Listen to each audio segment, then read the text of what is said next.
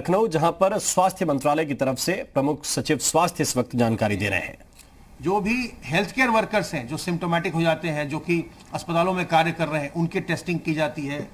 जो भी front line में लगे हुए हैं, कंटेनमेंट के एक्सरसाइज में जो लोग लगे हुए हैं, चाहे हमारे एएनएम्स हो, आशा वर्कर हो, जो भी कंटेनमेंट के कार्य में लगे हुए हैं, अगर उनमें लक्षण आता है तो उसमें उनकी भी टेस्टिंग की जाती है। इसी प्रकार से जो आईएलआई और सारी के केसेस हैं और जो हॉस्पिटल में जो एडमिशन्स होते हैं सारी के या आईएलआई के, उन सबों की टेस्टिंग का प्रोटोकॉल आईसीएमआर ने तय किया, उसके अनुसार टेस्टिंग करते हैं। इसके अतिरिक्त हमने कुछ टेस्टिंग इससे अलग भी प्रारंभ करवाया है। आपको मैंने पहले भी जानकारी दी थी कि जब हमारे प्रवासी कामगार बहुत बड़ी संख्या में प्रदेश में लौटे थे, तो जिन जिलों में बहुत ज़्यादा प्रवासी कामगार लौटे हैं, तो वहाँ हम लोगों ने वैसे 18 जिलों को चुना था और उन 18 जिलों में हमने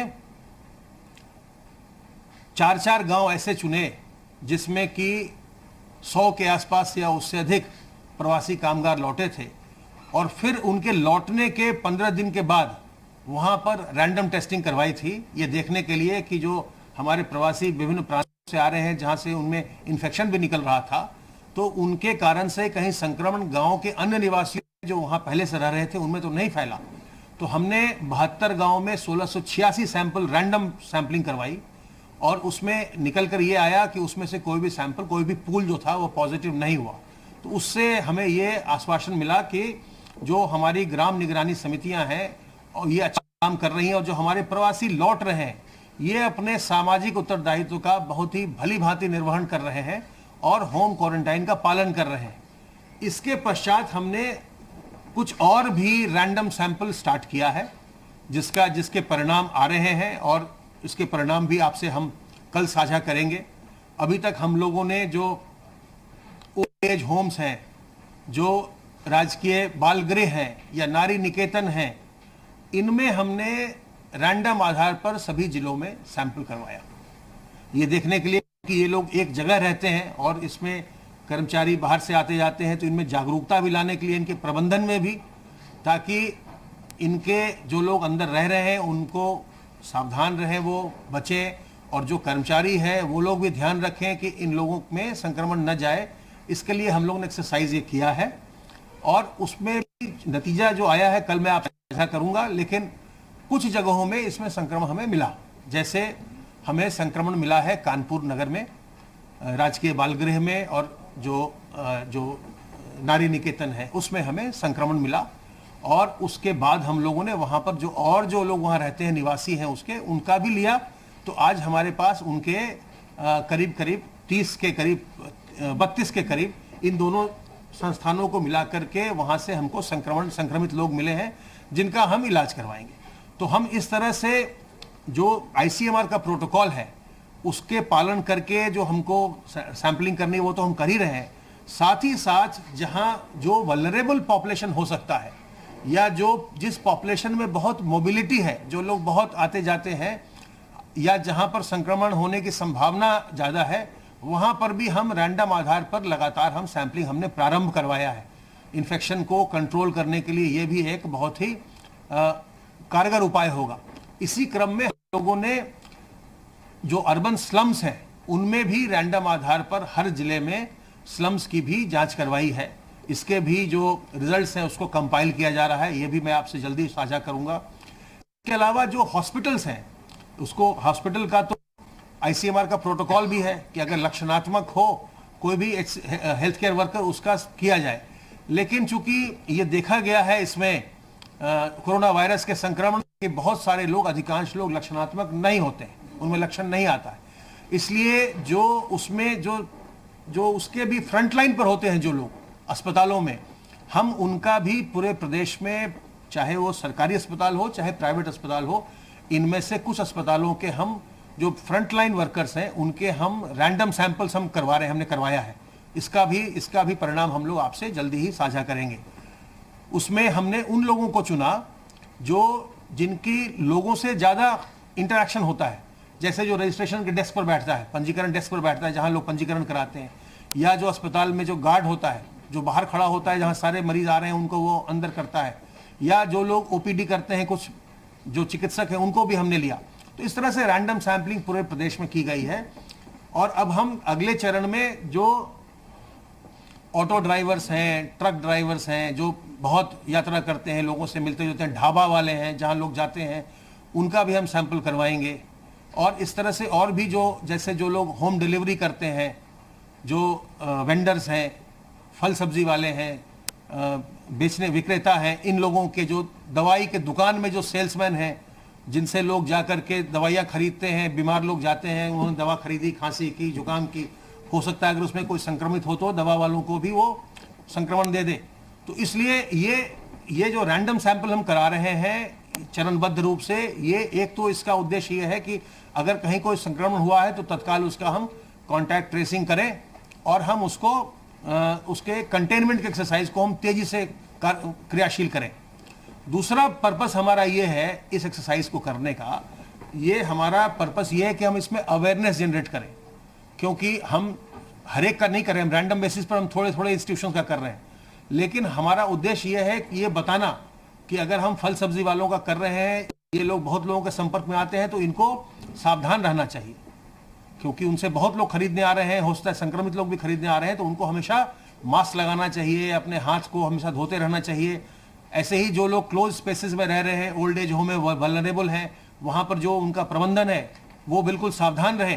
कि इनको हम किसी प्रकार से संक्रमित न होने दें। ऐसे ही जो वेंडर्स हैं, जो होम डिलीवरी करते हैं, वो घर घर जाकर सामान देते हैं, उनमें अगर संक्रमण होगा तो वो घरों में भी संक्रमण पहुंचा सकते हैं। तो इस तरह से हम इनमें अवेयरनेस भी जनरेट कर रहे हैं इस ग्रुप में कि आप संक्रमण आपको हो सकता है, आप सावधान रहें और सावधान रह करके अपना भी बचाव करें और दूसरों का भी बचाव करें। तो इस समय हमारी टेस्टिंग को बढ़ाने की, जो कैपेसिटी को बढ़ाने का एक्सरसाइज, उस पर बहुत ज़्यादा बल है और साथ ही साथ जो प्रोटोकॉल है ICMR का, उसके अनुसार टेस्टिंग कराते हुए और जो वल्नरेबल ग्रुप है या जो हाईली मोबाइल ग्रुप्स हैं, उनकी रैंडम टेस्टिंग भी कराते हुए अवेयरनेस जनरेट करने का और संक्रमण को जल्दी से जल्दी डिटेक्ट करने का, आइसोलेट करने का, इस पर हम व्यापक रूप से काम कर रहे हैं। अब मैं अनुरोध करूंगा अपर मुख्य सचिव गृह से।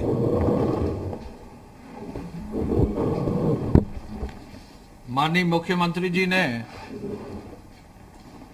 मुख्यमंत्री जी ने आज सुबह 10 बजे कोविड-19 की पूरी लड़ाई के लिए प्रदेश के अभियान के अंतर्गत टीम 11 की बैठक की।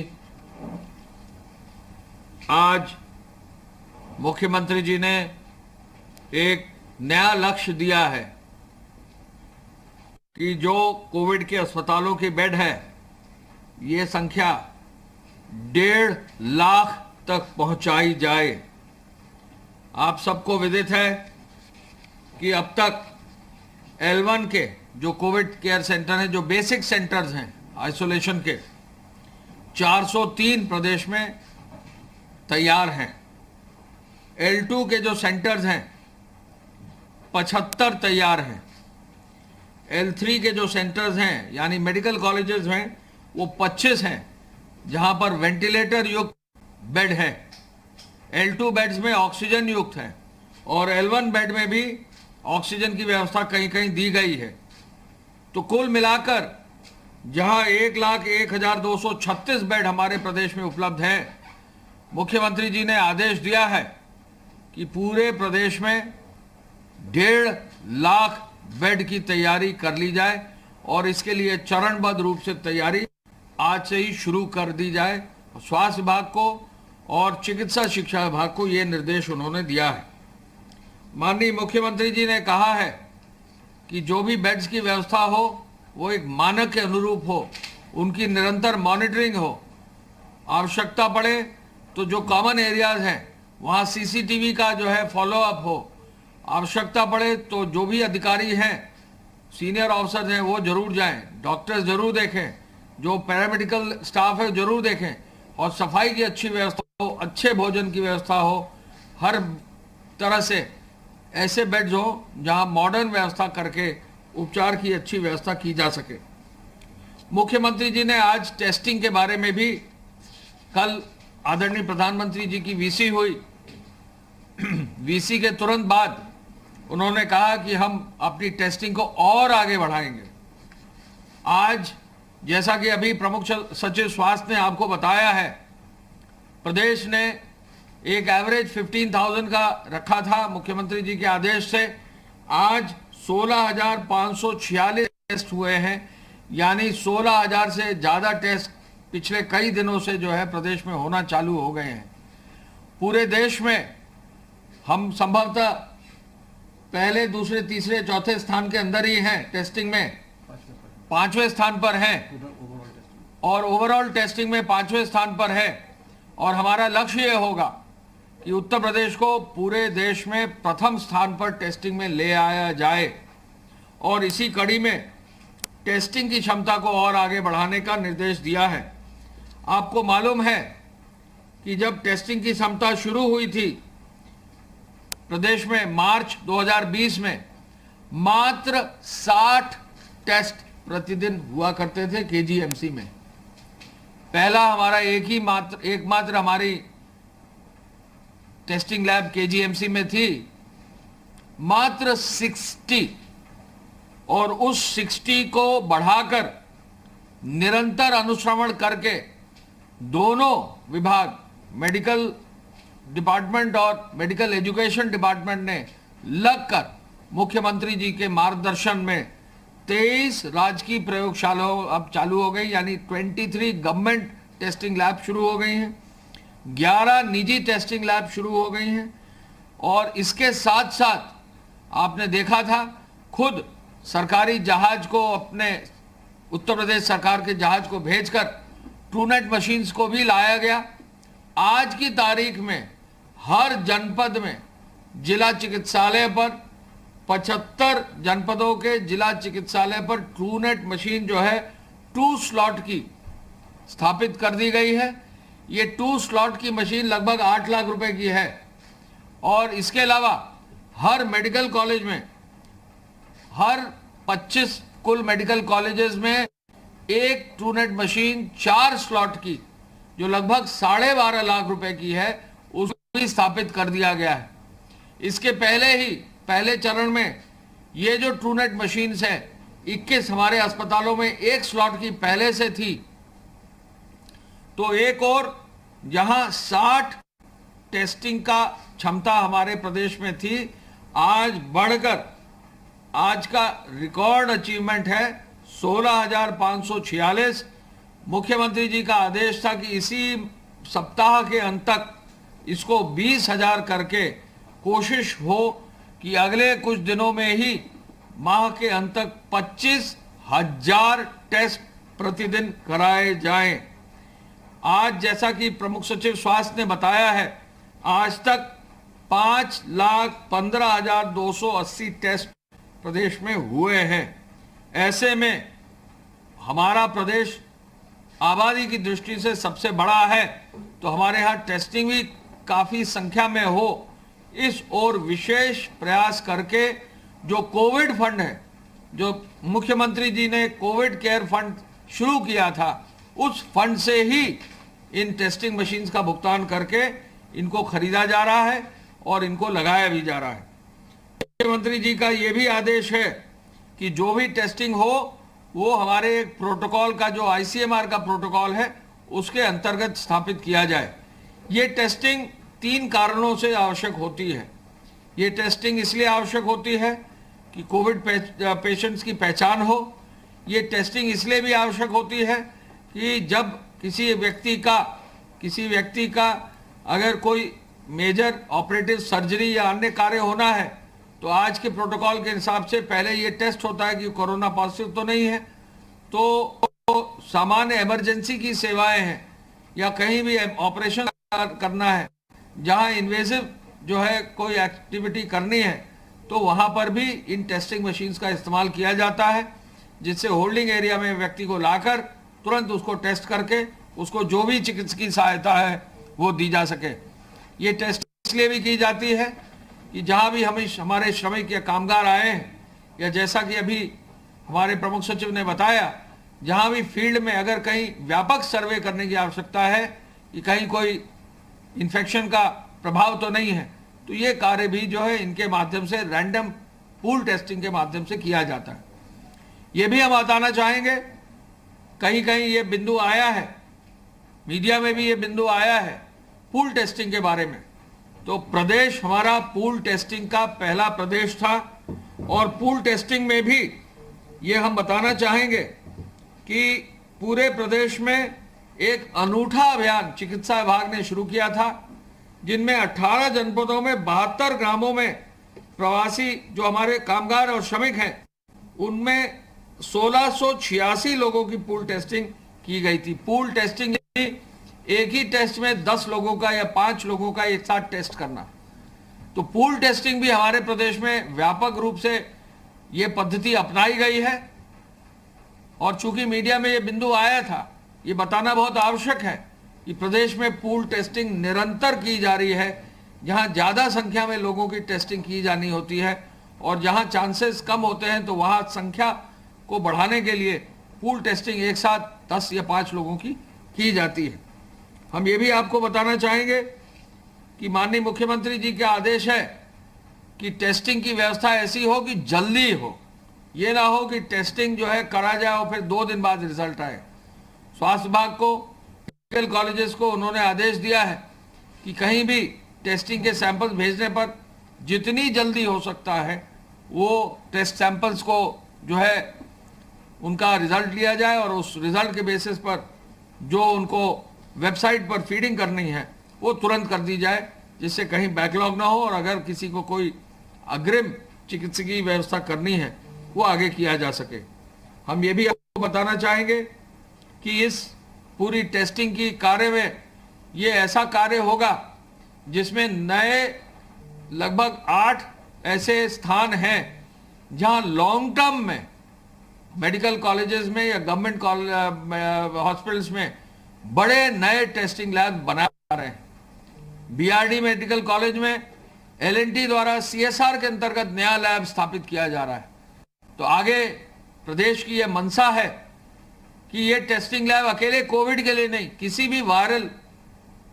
चीजों का, किसी भी अन्य ऐसी बीमारी होती है जहां आवश्यकता टेस्टिंग की होगी तो एक परमानेंट इंफ्रास्ट्रक्चर बनाने का निर्देश मुख्यमंत्री जी ने दिया है और चिकित्सा शिक्षा विभाग इस परमानेंट इंफ्रास्ट्रक्चर को और आगे बढ़ा रहा है। प्रदेश में मास्क लगाना, सोशल डिस्टेंसिंग का पालन करना, इस पर विशेष ध्यान अब दिया जाएगा। चूंकि अनलॉक 1 में बहुत सारी एक्टिविटी शुरू हो गई हैं, यह पाया गया है कि अनुशासन कहीं कहीं नहीं है और मुख्यमंत्री जी ने कहा है कि लोगों को इस बात को बहुत क्लियरली मैसेज देना पड़ेगा, बहुत क्लियरली प्रचार माध्यमों से बताना पड़ेगा कि हम किसी भी रूप में सावधानी से दूर हटें। इस समय इस बीमारी का कोई इलाज नहीं है, तो इसका इलाज ही एकमात्र है कि सावधानी हम बरतते रहें, सोशल डिस्टेंसिंग का पालन करें, मास्क लगाएं, कहीं भीड़ भाड़ में इकट्ठा ना हो, कहीं किसी अपरिचित के टच में ना आए और जो भी जहां भी मूवमेंट हमारा हो वहां जो है डिसइंफेक्टेड रहे। हर व्यक्ति अपने कार्यालय में, अपनी दुकान में, अपने जो मकान में, अपने कहीं भी मार्केट में जाता है तो पूरी व्यवस्था और सुरक्षा में जाए। उन्होंने ये भी आदेश दिया कि किसी दुकान में कोई व्यक्ति अगर बिना मास्क लगाए पहुंचता है तो ये दुकानदार की जिम्मेदारी है कि ऐसे व्यक्ति को कोई सर्विस न दें, उनको हिदायत दें कि वो मास्क जरूर लगाएं। कोई भी व्यक्ति किसी कार्यालय में जाता है तो वरिष्ठ अधिकारियों की जिम्मेदारी है देखना कि उनके कार्यालय का एक एक आदमी सोशल डिस्टेंसिंग का पालन कर रहा है और मास्क लगा रहा है। हम आपको ये भी बताना चाहेंगे कि मुख्यमंत्री जी ने यह भी कहा है कि चौराहों पर, प्रमुख स्थानों पर पब्लिक एड्रेस सिस्टम को लगाकर लोगों को दिन रात आगाह किया जाए कि आगे आने वाले समय में सावधानी बरतना बहुत जरूरी होगा। रात की जो कर्फ्यू है उसको मजबूती से पालन किया जाए। कोविड नॉन कोविड हॉस्पिटल से सीधे जानकारी और फीडबैक जो वहां के मरीज हैं उनसे जरूर लिया जाए और चिकित्सालयों में एक हेल्प डेस्क भी बनाने का निर्देश आज मुख्यमंत्री जी ने दिया है और स्वास्थ्य विभाग ने और स्वास्थ्य के साथ साथ मेडिकल एजुकेशन डिपार्टमेंट ने भी ये आदेश आज जारी कर रहे हैं कि हर हॉस्पिटल के बाहर, हर हॉस्पिटल में उचित स्थान पर कोविड हेल्प डेस्क बनाकर मरीजों को सीमलेस ट्रीटमेंट देने की व्यवस्था की जाए। जिलाधिकारियों को यह निर्देश भी आज गया है, जैसा अभी बताया गया, कि जो चिल्ड्रंस होम है, जो बाल संरक्षण गृह है, जो महिला संरक्षण गृह है, जो वरिष्ठ लोगों के लिए संरक्षण गृह है, जो ओल्ड एज होम है, उनका व्यापक रूप से चेकिंग कराई जाए कि वहाँ किसी भी रूप में जो है इन्फेक्शन ना हो। ये बहुत जरूरी है, क्योंकि ऐसे व्यक्ति जो सेंसिटिव जोन में है उनको जिलाधिकारी को स्वयं देखना चाहिए, और जिलाधिकारी